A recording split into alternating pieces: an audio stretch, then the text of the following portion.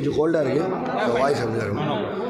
ஏன்னா நான் நிறைய ஈவெண்ட்ஸ் போயிருக்கேன். பட் ஆனால் முதல் முறையாக எனக்கு தெரிஞ்சு இவ்வளோ பெரிய ஒரு ஈவெண்ட்டை ஒரு ஸ்கூல் ஆர்கனைஸ் பண்ணி அண்ட் எல்லாத்தையும் தாண்டி அங்கே அந்த பசங்க அவங்க இந்த வயசுலேயே பேட்டன்ட்லாம் வாங்கி அவங்களோட ரிசர்ச்சை பற்றி பேசினதெல்லாம் ரொம்ப பெருமையாக இருந்தேன். அண்ட் என்னை இங்கே கூப்பிட்டதுக்கு நான் தான் ஆக்சுவலி பெருமையாக இருக்கேன், ஃபீல் பண்ணுறேன். தேங்க்யூ.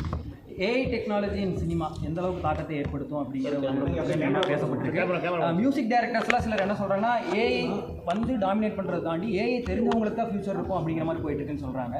ஈவன் இப்போ சமீபத்தில் ரொம்ப பேசப்பட்ட ஒரு படம், ஹிந்தி படம் ஒன்று, பேர் சொல்ல விரும்ப, அதோட கிளைமேக்ஸ் எழுதுறதுக்கு நிறையா சினாரியோஸ் வந்து ChatGPT கிட்டலாம் கேட்டோங்கிற மாதிரி சொல்லியிருந்தாங்க. So in future direction, screen play இந்த மாதிரி விஷயங்களுக்கும் ஏஐ டாமினன்ஸ் இருக்குமா? டாமினன்ஸ் இருக்காது, ஹெல்ப் இருக்கும். ஏஐயோட ஹெல்ப் இருக்கும், ஏஐயோட சப்போர்ட் இருக்கும். அது ஒரு டெக்னாலஜி இல்லை. ஸோ அதனால் அதோட ஹெல்ப் யூஸ் பண்ணிக்கிறது தான் புட்சாலித்தனம்னு நான் நினைக்கிறேன். அது யூஸ் பண்ணுறவங்கள பொறுத்து. அது எல்லா டெக்னாலஜியுமே என்றைக்கு இருந்தாலும் முதல்ல வரும்போது நம்ம வெளியிலேருந்து பார்ப்போம், அதுக்கப்புறம் நம்மளே அது கூட அடாப்ட் ஆகிப்போம். அது நம்ம எவ்வளோ யூஸ் பண்ணிக்கிறோம், என்ன பண்ணிக்க போகிறோங்கிறது நம்ம கையில் தான் இருக்குல்ல. ஆனால் டெக்னாலஜியை தாண்டி கருத்தியல் ரீதியான பிரச்சனைகள் வந்து இப்போ ஒருத்தருக்கும் பிரச்சனைகள் நான் அந்த மாதிரி இது கான்ட்ரவர்சியில் கேட்கல. ப்ரொடக்ஷன் ரீதியாக வந்து இப்போ ஈவன் வெற்றிமாறன் கூட இன்றைக்கி சொல்லியிருக்காரு, கருத்தியல் ரீதியாக ஏதாச்சும் ஒரு விஷயம் வந்து சொல்ல வரும்போது கேசஸ் போடுறது அந்த மாதிரி வந்துருக்கு.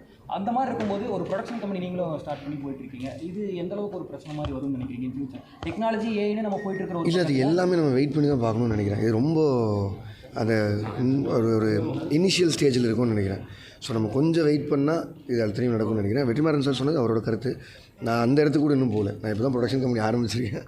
அவர் நிறைய படங்கள் பண்ணியிருக்காரு. நான் இப்போ தான் வரப்போகுது. நன்றி. Sir thank you sir. உங்களுடைய படங்களில் எந்த அளவுக்கு கூலி பார்த்தீங்கன்னா அது ரஜினி சாரோட வாய்ஸ் ஏஐ தான். ஸோ அதனால் அந்த மாதிரி யூஸ் பண்ணிப்போம் அப்போ. ஆனால் நெக்ஸ்ட் நீங்கள் வந்து அந்த ஏஐ யூஸ் பண்ணுறதுலாம் எனக்கு பெரிய ஒரு இது இல்லை அப்படின்ற மாதிரி சொல்லியிருந்தீங்க. ஆனால் நிறைய பேர் இப்போ வந்து ஏஐ யூஸ் பண்ணிட்டு இருக்கிறாங்க இல்லையா? இல்லை, நான் அனிருத் யூஸ் பண்ணிக்கிறேன், அதனால ஏஐ யூஸ் பண்ண தேவையில்லை.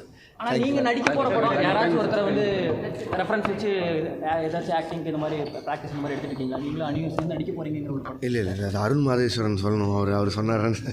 தேங்க்யூ.